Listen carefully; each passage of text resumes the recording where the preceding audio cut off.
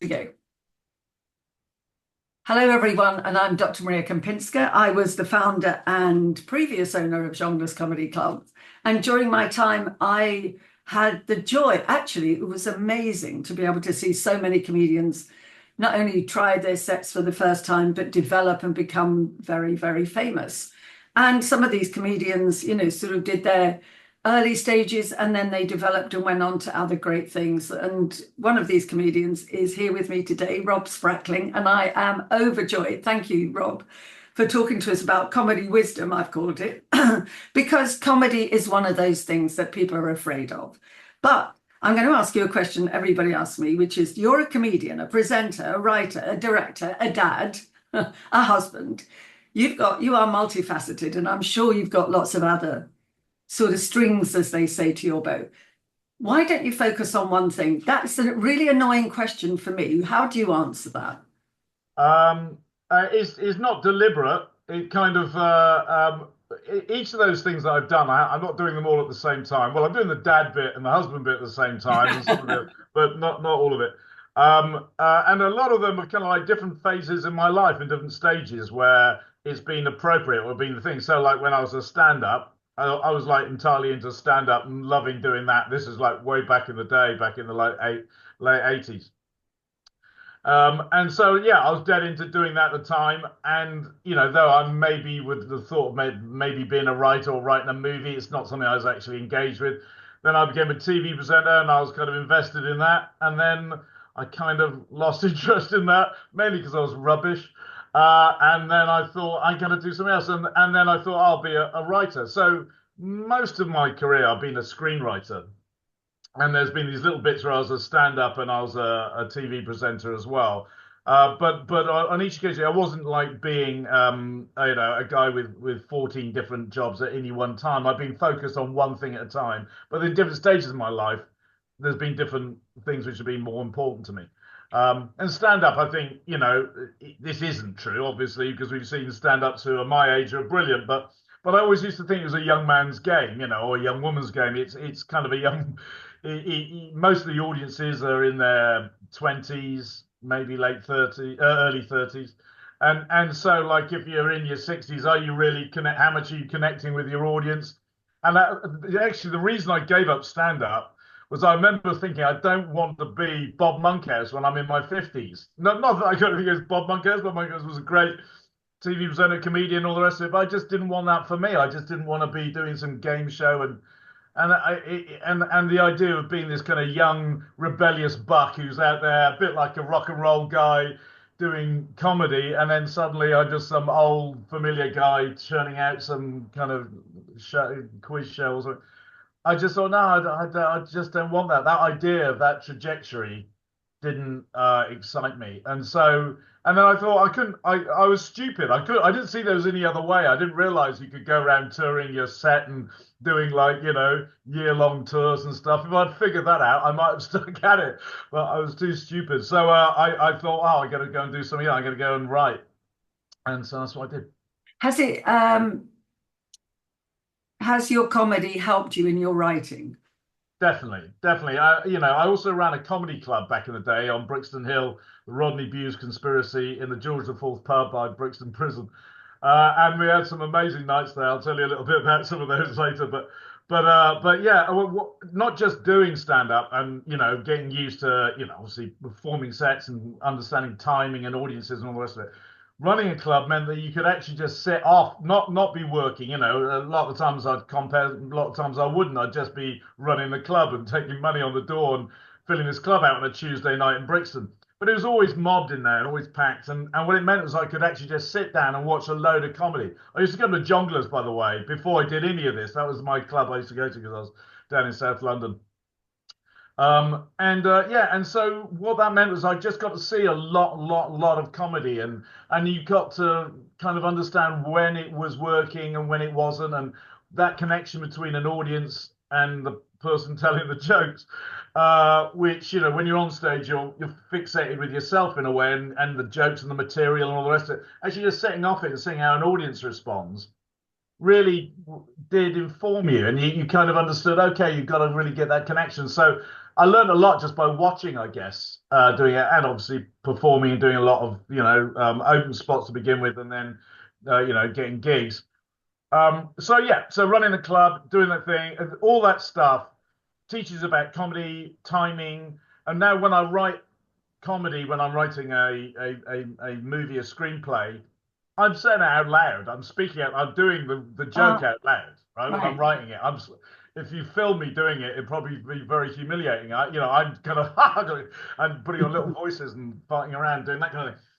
And so that idea of vocalizing, doing it live in front of an audience, obviously, it kind of gets you into the habit of inhabiting the character, inhabiting the comedy, and then when you write, you kind of understand the rhythm of it and how it's meant to work for an audience. We'll come back to all of that because it's so interesting how you have taken the trajectory of your life. But when you're a comedian, they didn't have the circuit at that time. I know you started late 80s, and the circuit really didn't start till the 90s. There were a few clubs that were happening, but not so much until sort of mid 90s to late 90s and then early 2000s. But what was your idea when you first got onto the stage? Did you think, oh, I just quite fancy doing that? Or was What it happened? feeling a need? I never felt that need, and I know, and I've met other comedians who did have that, and I met other comedians who didn't. It was, that need for some kind of approval. So, I know there's a lot of theories around about comedians needing an audience and needing approval, I guess. And I think that probably is true in a lot of cases. It wasn't really, honestly, for me.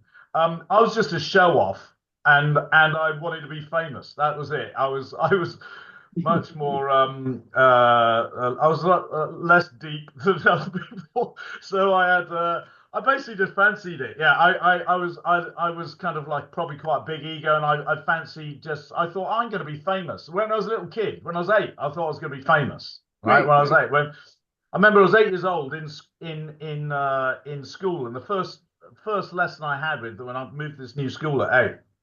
And the teacher went around the class, what do you want to be when you grow up? And everyone was like, oh, train driver and doing the usual. And they came to me and I said, I either want to be a millionaire or a tramp. All Uh, right. and they said, like, why is that? And I said, well, because no one will get to tell me what to do either way. And so that was the thing of it. But actually, when I meant millionaire, I meant famous. That's what I thought saw as a millionaire was being famous and being kind of, lauded and carried around on people's shoulders all day. Yeah, So, like so I really wanted to be famous. I went to drama college. I was a bad actor. I left drama college. I set an accommodation agency in Cardiff, thinking this was a good idea, and it hmm. was terrible. I went slowly mad in a room for about 8 months, and then me and my mate John and a couple of others left Cardiff and came up to London. And this idea was escaping the accommodation agency and the madness that I'd entered the last 8 months, where I'd sort of aged 30 years in 8 months, and sort of being young again and having this dream of being famous and going up to the smoke. And it's London, it's all exciting. So that was my big idea. I managed to get my equity card doing some kids shows, and I was coming up and I was going like, yeah, I want to be famous, and so I wanted to be a TV presenter. Was my big idea, and I thought I'd be really good at it. And having tried to hawk around for about a year on the dole, trying to get a job as a TV presenter, which wasn't terribly easy. I met a guy, Pierre Hollins, his name was. Yeah, yeah. I went down to this. There was a show called Number 73 Kids Show. I managed to blag my way to go down and hang around there in the background and meet some people, see if someone would give me a job. And I was in a canteen, and no one really wanted to speak to me very much. And I met this Pierre Hollins, very nice guy, and I sort of said, "So, how did you get on the telly? I want to be on the telly." And he said, "Oh, stand up." I was just going to do stand up. Everyone in TV just goes and watches all the stand-up shows, and they just pick you if you go. And I went, oh yeah, I didn't think about that. I go to stand-up a lot. I love it. I go to Chocolates, and he was like, yeah, well, you should do that then. I was like, all right then. So I went home and literally I went, okay, and I just went and phoned up, got time out. There's about 15 clubs running in London at the time. Phoned them all up, the Bearcat Club and the Tunnel Club and the Comedy Store, and There's a Eugene cheese, the round black Some horse. some really good ones. Yeah, and just booked up, went on the stand. So sorry, very long-winded answer, but yeah, No, no, I I like wanted to be a that. TV presenter, and I basically went to stand up because it got me on that path. Yeah, you know how Pierre was chosen because he used to do his set on a unicycle. Yes, he did. You remember? Yeah. So Yeah, he was kind of magic and magic, judging. yeah. Yeah, And yeah, then he gradually transitioned into, just stand up. I think yeah. he got fed up carrying the unicycle around. But, it's quite interesting because everybody chooses a part of themselves that they have to show. But let me just ask you, before I ask you about your set and so on, Yeah. what did your parents do? What was your background like? Dad was in the army, so I was an Oh, army kid. I was born in Singapore. yeah, Lived in Germany, didn't even live in England until I was about 8, I think. So lived all around the world. My mum was, kind of army housewife kind of thing, going around the place, and very lovely. And yeah, and they're gorgeous, and I mean, we had one brother, and yeah, that was my life. But because you moved every year or yeah. every 2 years, you did get into the habit of having to just turn up at a place and make an impression and get on with people quite quickly. So it does. You get a lot of people who are army kids who are quite extrovert and are quite, a lot of people in stand up and stuff come from that world. Yeah, you said that. It's quite interesting that you have to be like that. But a lot of women, but also the comedy circuit now, and as it developed, you have to go from one gig to another. And as comedy developed, we were doing 2 shows a night. But then when we had Camden in 92, people would do the early show at Battersea, jump into a cab, go up to Camden, do a show there, and come back to Battersea. So they had 3 shows that night, and it was quite interesting because comedians just love that. And also, it gave them money. We, obviously paid, and it sort of started to become a way of life for a lot of people, which is great. So when you were there, it wasn't quite that well developed, was it? No, I mean we were all broke, and so Yeah, you had no money. But you actually got some money, I know you get like 30 quid a night playing most places. Jongleurs was a bigger club, and you got more, and Comedy Store as well. But most of them were just like, some place on a Wednesday yeah. with 25 people in there. But it meant that there was like probably actually there's probably about 20 ongoing clubs in London where you're just going around London. And then obviously as it went on, there was like Town and Country. You go and do 2 places that night. They had 2 places in Kentish Town, and you go up the road from one to another, I think. And so yeah, there was a bunch of different places where you could go and do the open spots, and if you're any cop, then you get a gig out of it, and then you kind of build up your repertoire. You build up the places where you performed. There's the Red Rose Club up in Islington, Oh, yeah, yeah, run by Ivor Dembina, I think it yeah. was. And actually, Ivor was really helpful for me when I was setting up my comedy club, because I went to see him and I said, look, I want to start the comedy club down in Brixton, not on the same night as you. Have you got the numbers of all the comedians, please? And it'll be on a Tuesday, and there's no gigs on a Tuesday, so at least everyone will get a gig. And so he gave me everybody's phone number, all the top comedians and who he's mates with. And so, and then I said, well, I'll give you a gig, and then maybe you can give me a gig. So it's quite useful to kind of like get yourself on the scoreboard, and people just, oh, I'll just give him a gig because he's given me one. But you actually ended up getting quite, I did end up getting quite good. But it meant running that club, courtesy of Ivo, who really did help me. Meant that I kind of became an established part of the firmament, I guess, in a way. And you got to feel like, oh, and I'd make like 30 quid a night from running my club or something. And so we pieced all your 30 quids together. You actually, hang on a minute, I'm actually making some kind of money here compared to making no money. And I think the difference is, we'll come to your material in a minute, but the difference was then, in order to get onto television, you needed an equity card. Yeah, And I'd always done don't, that. Yeah, yeah, so those restrictions sort of just suddenly fizzled out. But yeah, they did. that's why a lot of comedians came onto the stage, because they found out if they did comedy successfully and got paid, they'd get their equity card. So it was a good entree, but they still had to be funny. Yeah, You know. that's true. I'd actually already done that. I'd done a load of kids shows just before I left Cardiff in Ah, order to get my come up to London with the equity card. So, so but you yeah, knew that. I'm sure a bunch of people did it that route as well. Yeah, you didn't have to have an equity card to get onto my stage. You just No, had to be funny. yeah, Well, actually, no, because we had the open spot. So you had to have just dare to stand up in front of an audience. Donna Yeah. McPhail, I don't know if you remember her. I think she was the first ever gig I did. She was doing that Oh, night. was she? Yeah. So she was very early on, and she just got up out of the audience. I used to have that as a slot, which I loved. And she just started talking to the audience, and that was great to see her. Women were always snapped up very quickly for television, Yeah. so And running a club, you always because you wanted a mixed bill, yeah. and and you didn't just want all blokes, and yeah, try and get I don't know, a magic actor, a singer. You didn't want it just all male stand up. So yeah, you'd always try and get a woman on the bill every night. Donna McPhail was great, and yeah, it was kind of a good early mate of mine on that thing. The first ever open spot I did was with her and with Mark Lamar, but Oh, they were both Yeah, and Mark Lamar, what a lovely guy what a great as guy. well. He's one Yeah, of my favorite blokes on the circuit. He yeah, was just a totally, lovely guy. totally unassuming, And and funny and like to scrap as well. Me and him got into a bit of mischief here and there. And did, he was like, yeah, he was a great bloke. yeah, because he hosted. Oh, come on, what was it? The music show. Buzzcocks. Sorry, no, Buzzcocks? that's the Buzzcocks. Yeah, and he's just brilliant. And didn't he start as a poet?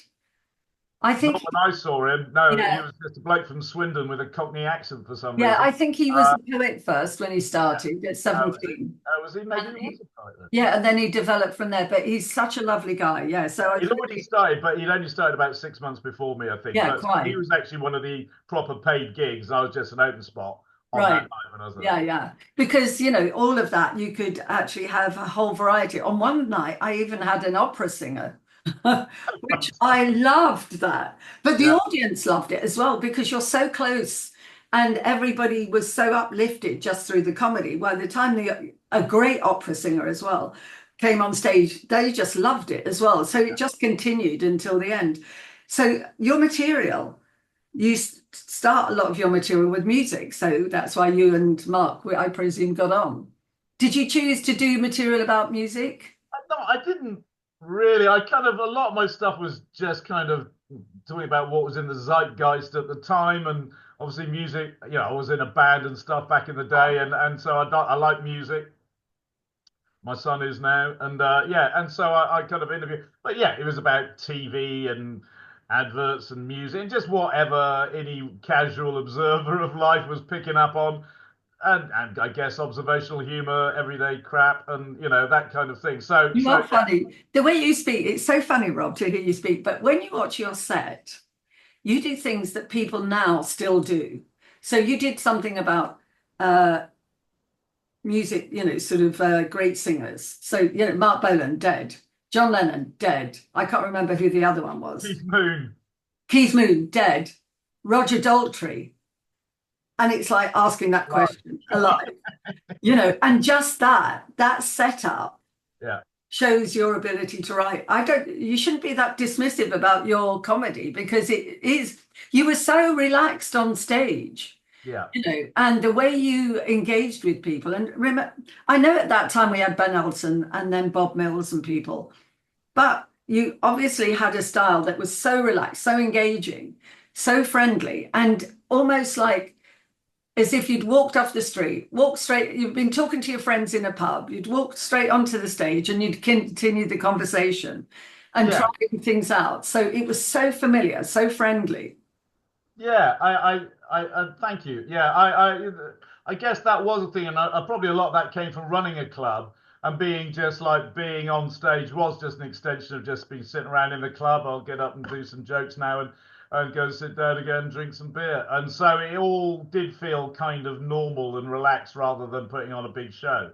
So perhaps that was part of that. So coming back, we're going to do a bit of analysis of comedy. So I'm going to ask you to put that side of your brain into action, which you use all the time, of course. So what makes a great comedian? What made it easier for you? Was it confidence?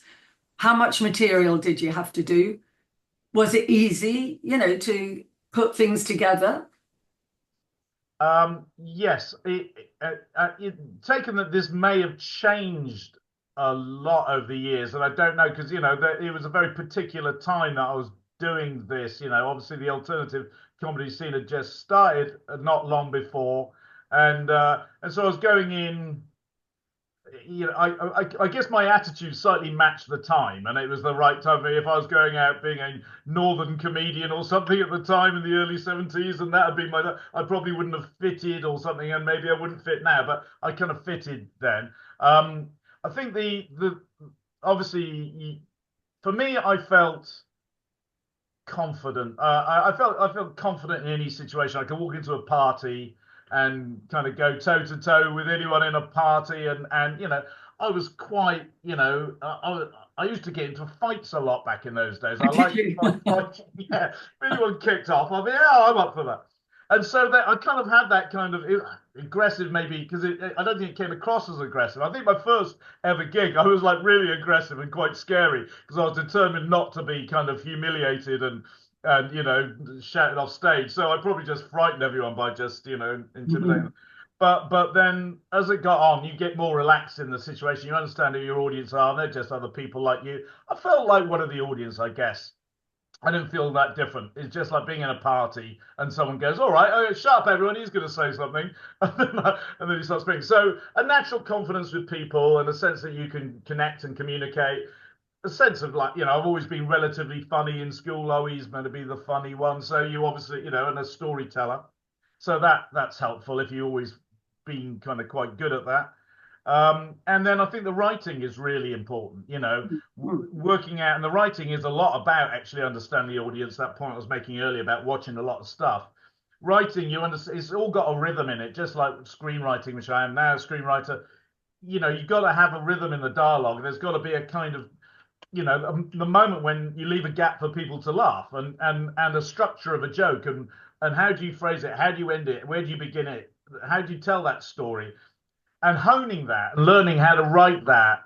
Mm. The writing becomes really important, and that's what has really helped me as a screenwriter. Having done the stand-up, I really know how to phrase or frame a joke and how long it's meant to be, where the gaps are meant to be for the humor, where the punchline comes, the speed and rhythm of it.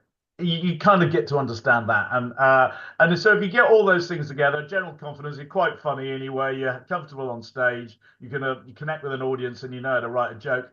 You got a reasonable shout. Yeah, but it's okay. How did you then? Okay, what's the best joke that you told when you were doing it? What's the one that you knew would always win? Okay, well, so now these are all very dated, unfortunately, because they all like were about things that were around at the time. So well, I did it. There's a few I used to quite like. They're, as you said, a lot about music. I used to do this thing about Prince, where I'd say, Prince. What do you reckon? Do you reckon that's his real name, or do you reckon he just made it up? And then I go on about, maybe it is his real name. Perhaps his mum wanted to have an Alsatian.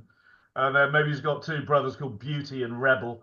Shit like that. And then I used to think about Belinda Carlisle, which everyone seemed to find funny, which was she had this song at the time called "Ooh, Heaven Is a Place on Earth," and I used to go on about where is maybe she got confused, meant to say where "Ooh, Avon is a place on Earth," and then eventually I ended up saying maybe she got completely confused. Her real name was Belinda Heaven, and the song's Carlisle is a place on Earth.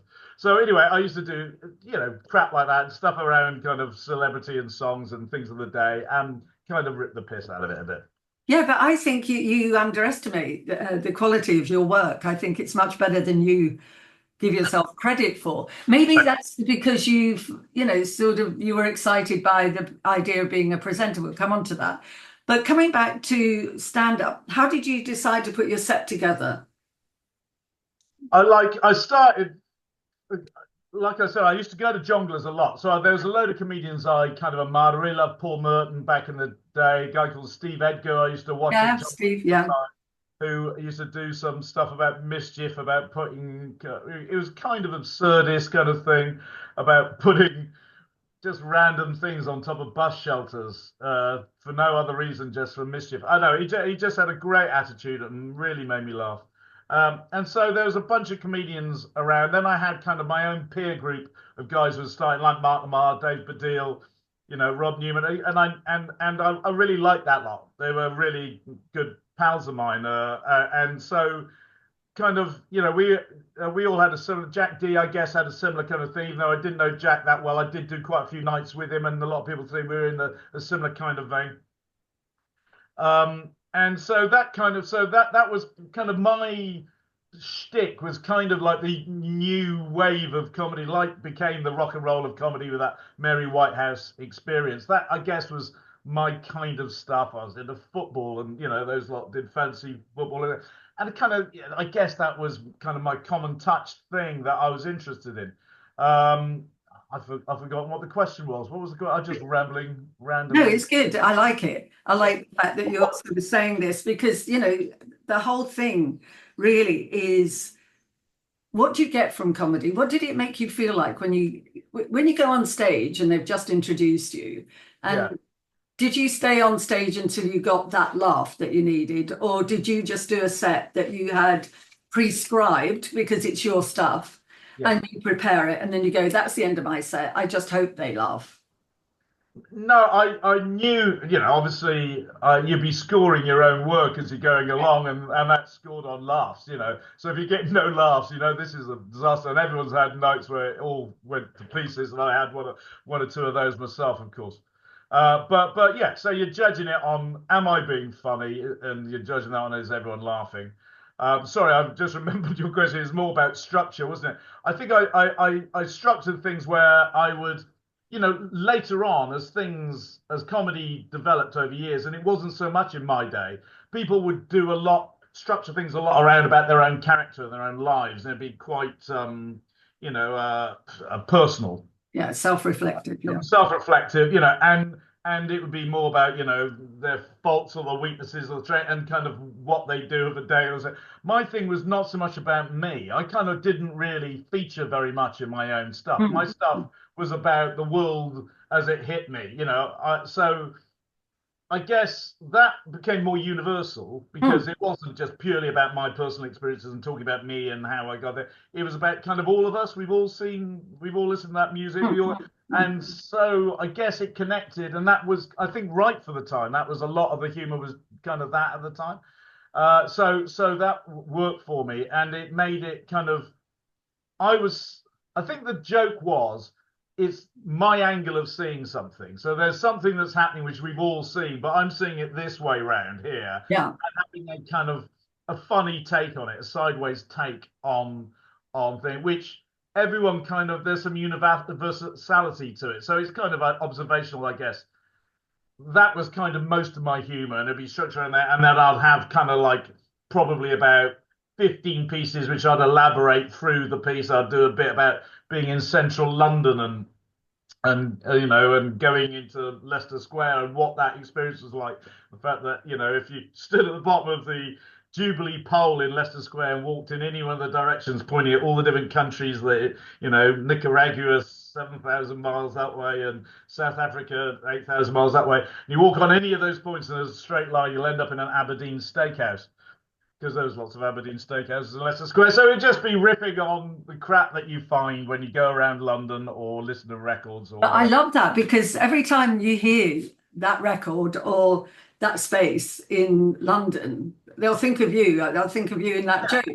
And you get and you connect with things, and it's seeing things that everyone's seen and just thought, I'd Yeah. never really thought about Thought that. about it in that way. Why the Yeah. fuck is that? What's that about?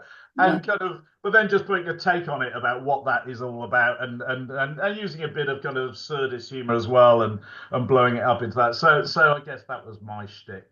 Yeah, and I think at that time people were just finding their space. They were finding out what works for them, what does the audience want as well, and Yeah. also what does TV want? Because we were getting a lot of TV producers, directors, you name it, all coming in, actors, particularly in adverts as well. All of those advertising and marketing, all that stuff was going on.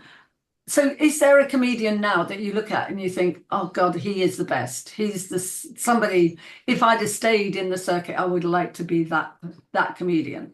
Um, I, the comedians, I don't know whether I'd see myself as this, but I really like Jim Jeffries. He always really makes you Yeah, laugh, and he's got a kind of attitude I had. yeah, I yeah, think in a similar way. So I'd probably, if I had stuck in it and been good, then I probably would have gone down that route. I really like Louis C.K. yeah, Despite his various shenanigans. yeah. And so I guess that's kind of America. I really like uh, uh, bloody Lee and Stuart Lee.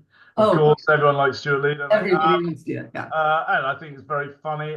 So yeah, I don't watch that much. I don't go to stand up anymore, and I really wish I did because and the few times when I kind of do get to watch it, I love it. Mm, mm. But it's just kind of slightly gone outside of my orbit. As I said, I always kind of figured it was a kind of young man's game. Yeah, it's not. You But say it's that, but not. it's not. No, it's No, quite interesting. no. But both Jim Jeffries and Louis C.K. are both in the States, and they've got a far wider Yeah, circuit out there. yeah, And you can be a bit more hard hitting out there. So, LA is a little bit, I always felt, because we had Mitch Hedberg and people, um, who was great, so laid back, and he'd do that. And Emo Phillips, he would tell about 3 jokes in 20 minutes. yeah. It was all about his performance and who Yes, persona. And then you'd get the East Coast, that's the West Coast, the East Coast, the hard hitting New Yorkers who are a line a minute. You've got to have a laugh a minute. yeah, yeah. And it was so exciting to watch the different types of comedy. Even had, I don't know if you know Sam Kinison, I was talking about him the other day. He came over. He was really, I always say that Bill Hicks and Sam Kinison were the two sides of the same coin. So, Okay. comedy to me is like such an important art for people. If they can just enjoy that side of it, because then I'm going to ask you this question then, because because I teach, as I said, I do 6 steps to stand up. But when I say to people, you might want to do the stage and, I'm going to get you ready for the stage. You'll be using the mic. You'll know how to walk across the stage, how to present. You'll find your way of speaking, your way of presenting. But there's also, if you don't want to do that, just make somebody else laugh. Yeah. Are you a funny man at home? I like to think so. Yes, I'd say I am not necessarily right this second, but generally I am funny, and yeah, and having a laugh is really important. I've got 2 kids who are both grown up now, who are 20 and 22. One's off in Australia bumming around, and the other one's in uni, and really much of my parenting thing was just about doing stupid shit, and so we would just there'd be characters who would mainly to terrorize my children. There'd be Alan Double Sword. It would be a bloke who had 2 plastic swords in his hand, and it'd be Alan Double Sword, and he'd walk into a room doing that, and they'd have to run off. There was Zip Up Num Num. There's a guy who just had his zip up jacket. I just crap like this, constantly stupid characters, silly song, just nonsense, and just having a kind of just absurdist world going on. Just say whatever comes into your head, random crap all day long. And so I'm proud to say, even though it's not remotely helpful, that my kids have kind of taken this on somewhat, and they just go around saying stupid stuff all the time, and they really make me laugh. They make me laugh out loud also. So But as we're isn't that watching telly together, we just make each other laugh, making stupid comments. but isn't that a natural antidepressant? Yeah, I mean, I'm lucky in the respect that I have never been somebody who's had a kind of a depression or something like that. I kind of my mum always thought of me as a sunny-natured little chap, Mm, and I am genuinely sunny-natured. I am a happy person, I would mm, say. mm, mm. But I do realise there's a lot of people very dark who go into comedy, and that works brilliantly. And Mm. that so it's kind of counterintuitive, and that can work really well. They can mine all sorts of parts of the darkness of their personality for great comic effect. That's not really the case with me. I genuinely like life. I'm very happy, positive. It all seems nice, and so like writing films now, I tend to write stories. They tend to have happy endings, even if they're kind of bittersweet. They tend to have happy ending, and I'm kind of generally a positive, happy person. I love that. We need that. Good. I love watching positive films. It just gives you that lift, Yeah. and we all need that. And that to me is what either you get a really good film that sort of gives you a question or opens a side of nature that you don't often see, or just lift me up. Yeah. Life can be tough for people. So, Yeah. what was the film that what's your last film that you've done? What have you written? I've written quite a number of films over the year. I wrote a film called My Bassett England Manager years ago with Ricky Oh, Thompson. yeah. which was kind of a cult football film. What's lovely about that is, like last night I was at an event. There's a couple of people there, and they kind of, oh, what do you do? And you tell them, and they go, my Bassett's my favorite film. So you meet geezers, my Bassett's their favorite film. But you meet young people, then no, I've never heard of that. And then I did a film called Romeo and Juliet. This was with my writing partner John. All these things back in the day. Which is we sold to Disney, which ended up being a kind of like $200 million grossing movie, and with Elton John doing all the music and stuff. Fantastic. And so you meet kind of young people all know that one, and they're all like, "Oh, he did that," and stuff. So, Mm. and then I've done a lot of animation. I've worked in animation since that Nomeo. And around that, so I'm directing an animation at the moment called Flamenco, which I wrote. And I got like five films in production at the moment, all animations. Of kind of various variety. Often I'm just a paid gig where someone's come in and say, "Oh, can you write this script for us? Here's the story." And I might have developed the story a bit more and change it a bit and do stuff as you do, but kind of write the script. And I've got quite good at just being able to do a kind of professional job of turn up and actually turn in a script. But also then I have my own ideas where my original ideas, which obviously are the things I love the most.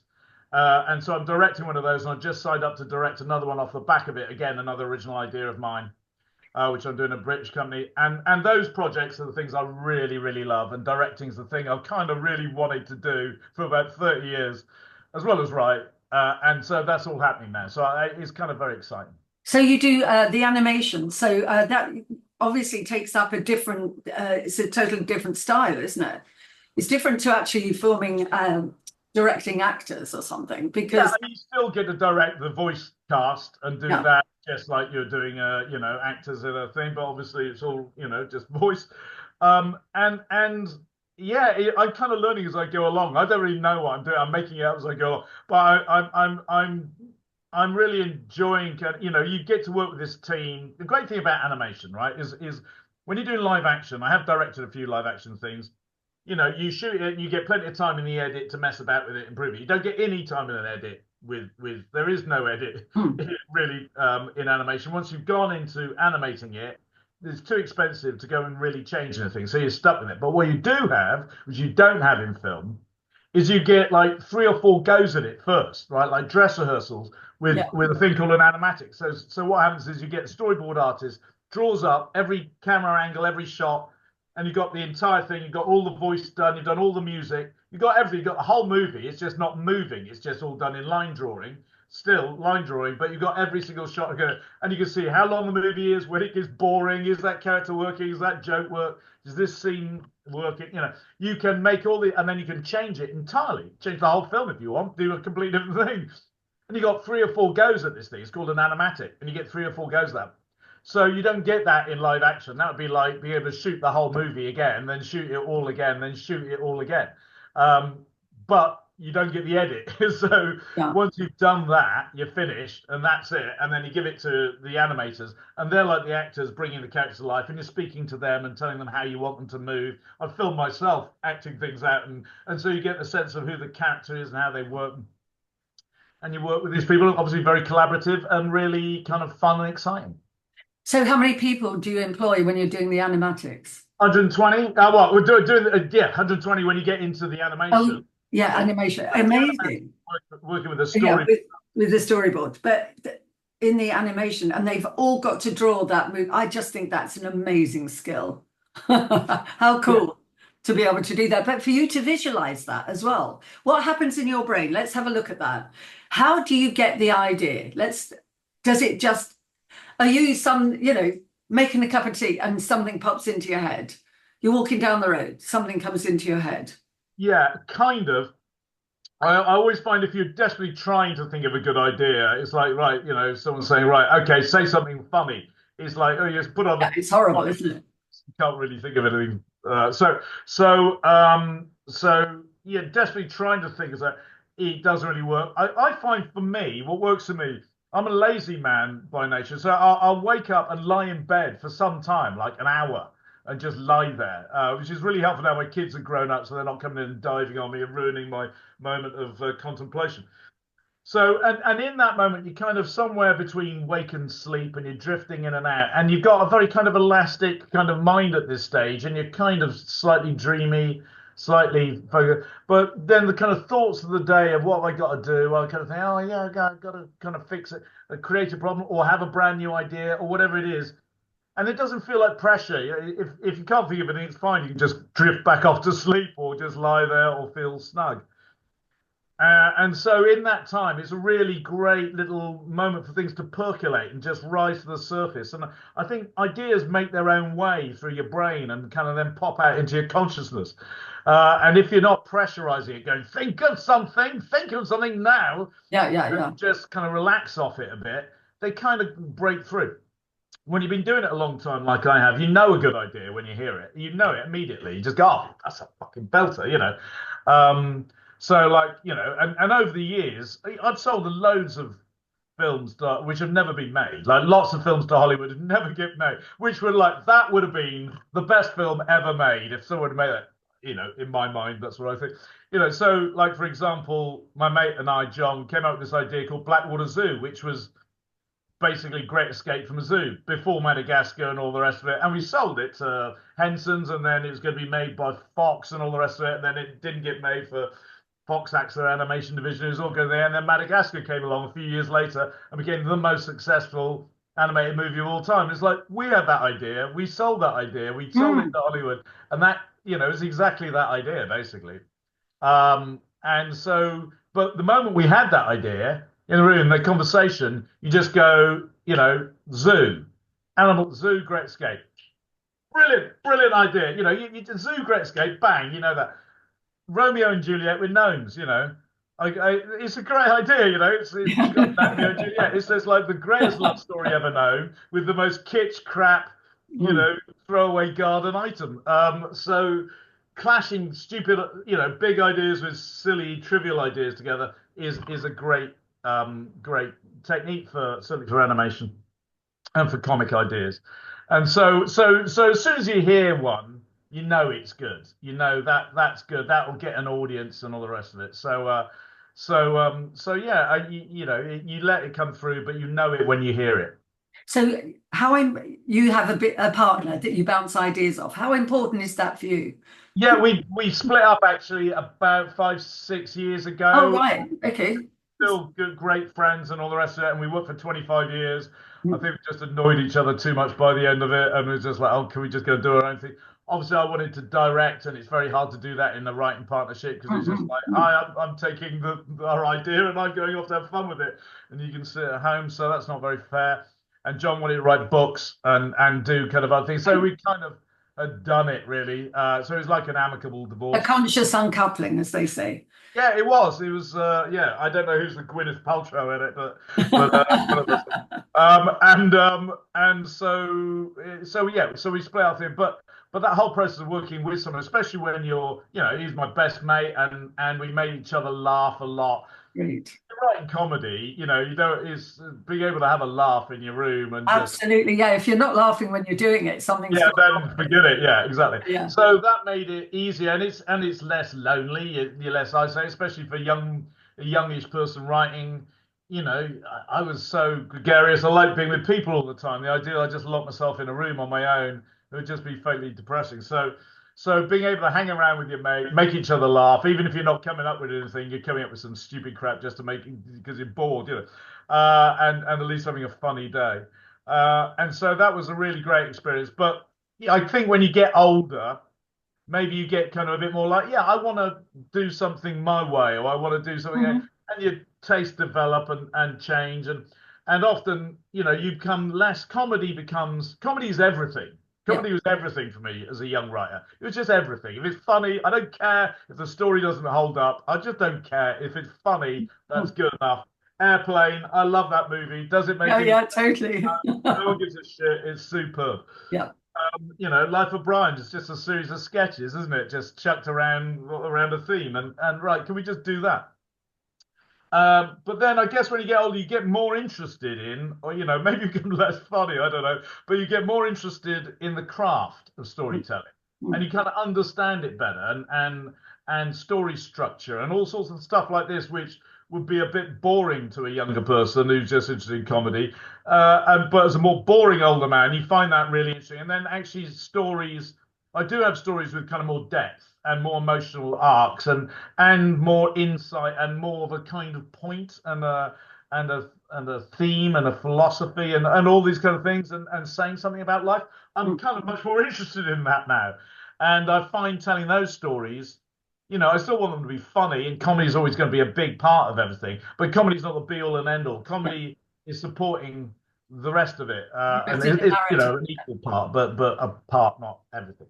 Yeah, because you know how influential media can be. A good Yeah, oh, film. yeah, and yeah, I know Inside Out 2 or something. You look at stories that actually do change how people look at life, and Totally.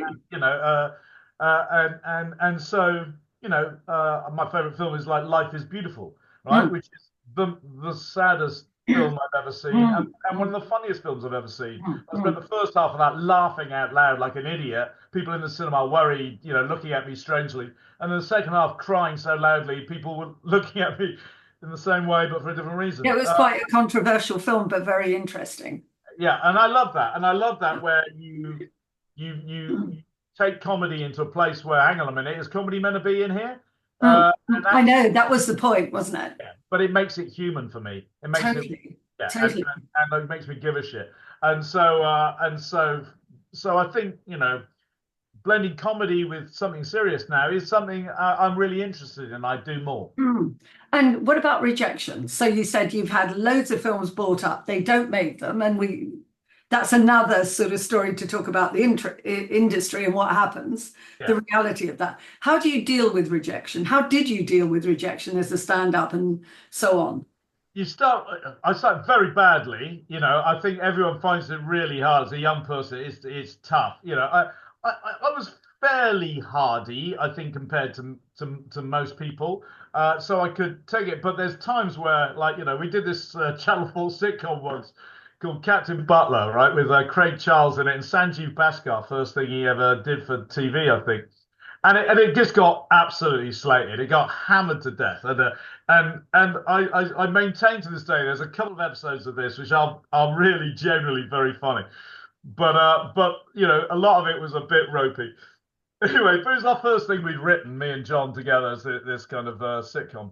But it got trashed. I think Craig Charles had just come out of prison and done it, and so I think the media are in it for him, and he probably was persona non grata at the time.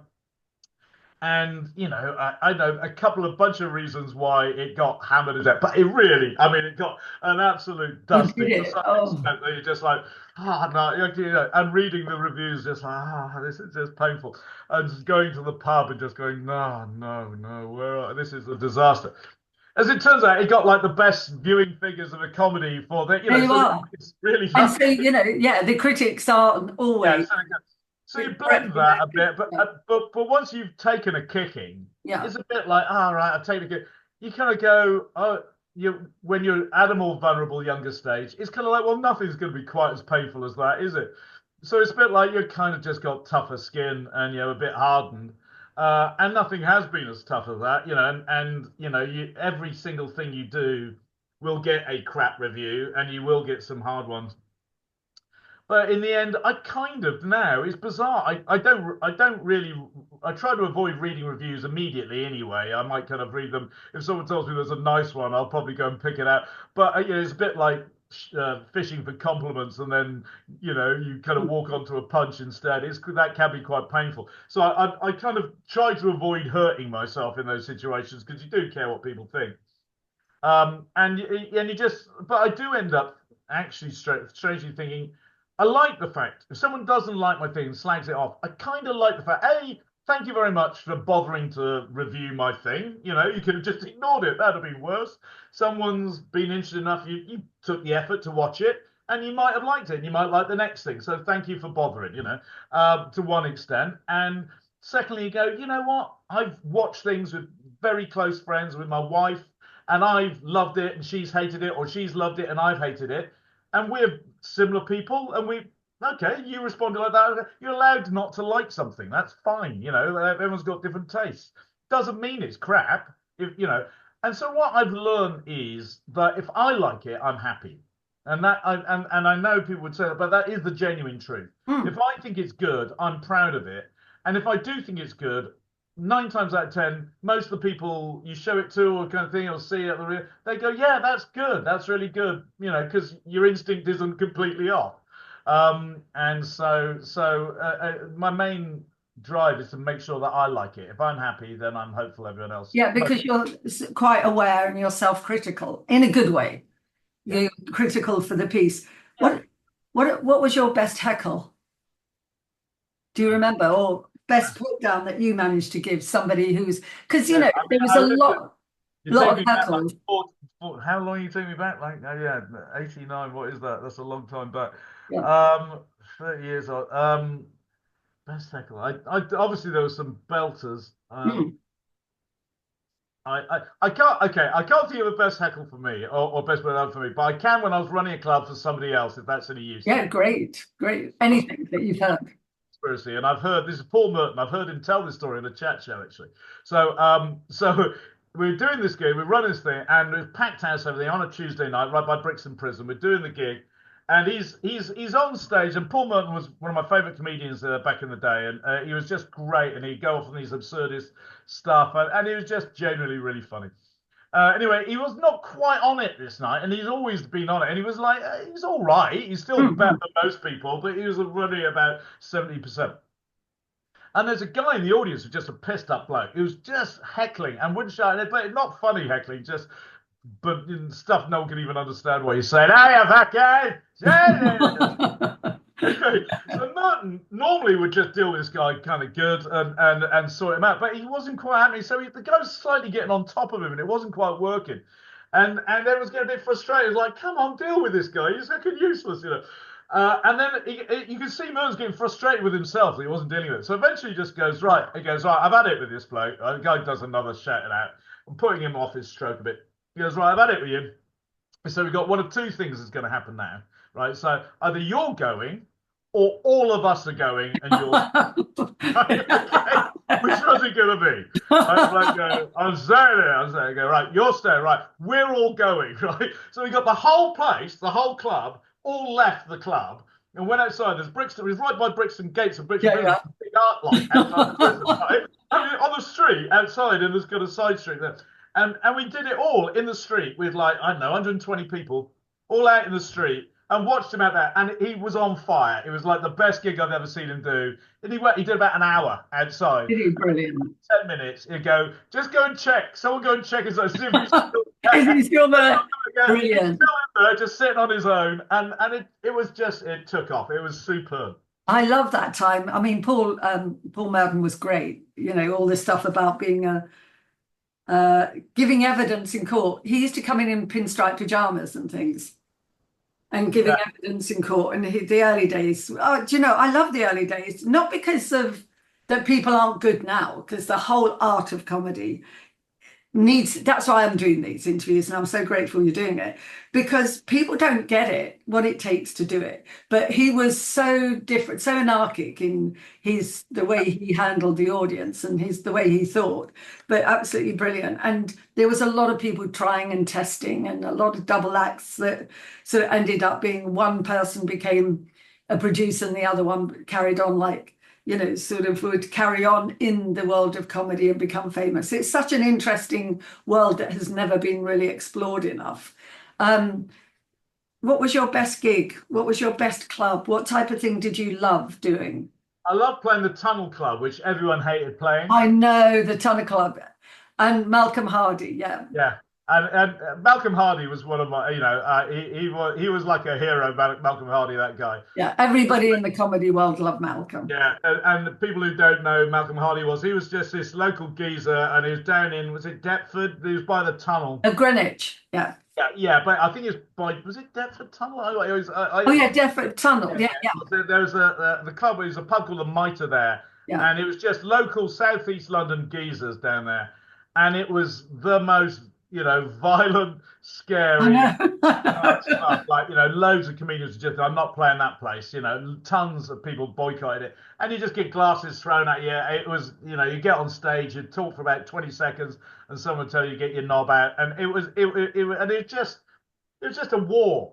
You Yeah. turn up, you're a battle with It this. was totally anarchic, wasn't It it? was a war, and because I was kind of quite aggressive myself, and I didn't mind it, and I kind of quite liked to scrap, and I was in for it. I didn't mind being, I'll try to intimidate you back more than you're going to intimidate me. So I just go in and start laying into people in the crowd, like, having a go at them, and you wouldn't have a chance to do any of your set or anything. It'd just be like a bear pit or a gladiator thing, and that just the energy of the place, and when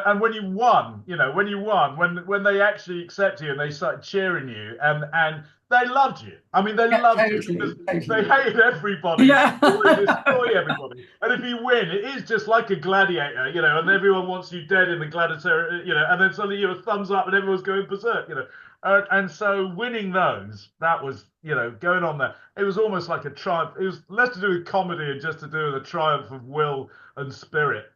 But he was great because he was the greatest show on legs, wasn't he? And he Yeah. used to come and perform for me, even though, because we were offered a place in Greenwich and decided not to take it because it would have been too close to his club. And he was always grateful. We said to him, I said, we're not going to do that. We're not going to take, because, you've got your club and that's your thing. But he was great. And, I can see why everybody loved him. He used to always say, "Oh, mutton dressed as mutton," Yeah. as he came in. So he always had his lines. Yeah, Uh, and he was like a different class, different age. He was like a different kind of bloke, but he's yeah, somehow segued into this kind of alternative comedy world as his own thing. And then what he was just his own man, and he didn't care. And his attitude, I just loved it. I thought he was I brilliant. know. And at that time, it was absolutely brilliant. There wasn't so much sort of criticism about comedians could say what they wanted, more Yeah, or less. There was always, we did a non-racist, non-homophobic policy. yeah, So like yeah, particularly and you for, wouldn't get racism or homophobia on the circuit, no, and because I good. used to say to comedians from America, cut that bit out. We don't do that over here. Yeah, yeah, And they were always, I mean, comedians are such an amazing group of people, really. They yeah, work so hard. You have to really work your craft to get it right. And you yeah. can't take it for granted, can you? And I love that. And I think people who have sustained the career, over decades, I have huge admiration for that. Mm. I don't know if I could have done that. As a young man coming in and feeling, all right, I want to go and do this and show off. But actually building a career, keeping yourself relevant, keeping it interesting, keeping an audience, developing an audience, getting better over decades. I think that I have great admiration for that, and there's a lot of people who have done that from my age Mm. group, my gang, and I really really admire their skills. So now we've done this, we're going to finish shortly. Robbie, it's been amazing talking to you. Would you go back on stage? People have asked me this, and I do find myself. This is an embarrassing thing to admit. I do find myself of an evening sometimes just like going off on a riff. Like I thought of some comic thing, and I'm thinking, I know that would kill. That would be really funny. I kind of musing to myself, and then I kind of forget what I said, and go there. And what was that thing I said? That was really would have been really fun. So I kind of have little fantasy moments of that. I kind of find myself doing quite a lot of, kind of standing up in front of, the street party, or going and doing it Yeah, in your street parties are famous with you yeah, hosting them. we are, So I know folks. that. Well, like and like I'm interviewing Mark Burton, who's a friend of mine, right in at the Chiswick Film Festival. Mm. Um, After a screening of his movie, he wrote Madagascar amongst a bunch of other things, and I'm interviewing him there. So being up on set, I'm comfortable with it still. I enjoy it. I enjoy being in front of a live audience. So I don't have any fears or anything about that. I actually quite enjoy it when I'm there. The idea of actually embarking on it, going there inside, doing sets, going out, Well, let's strolling around the see. clubs, it probably doesn't appeal to me. But then one day it might. I wouldn't rule it out. It's like it would be great to do it one more time, perhaps, but not for any purpose other than just for the No, moment. just to do it because it's great to Yeah, do. yeah, I maybe. mean, and yeah, I'll throw down the comedy gauntlet for you. Oh no, what have I done? No, Yeah. no, no. Listen, I'll never keep you to it, Rob, but we'll speak afterwards. Okay. Rob Sprackling, thank you so much. You're amazing. It's been great talking to you, and I'm sure we can do more. And thanks so much for giving your time to Comedy Wisdom and speaking about comedy and your perspective on life. That's great. Thank you, Maria. It's been a pleasure.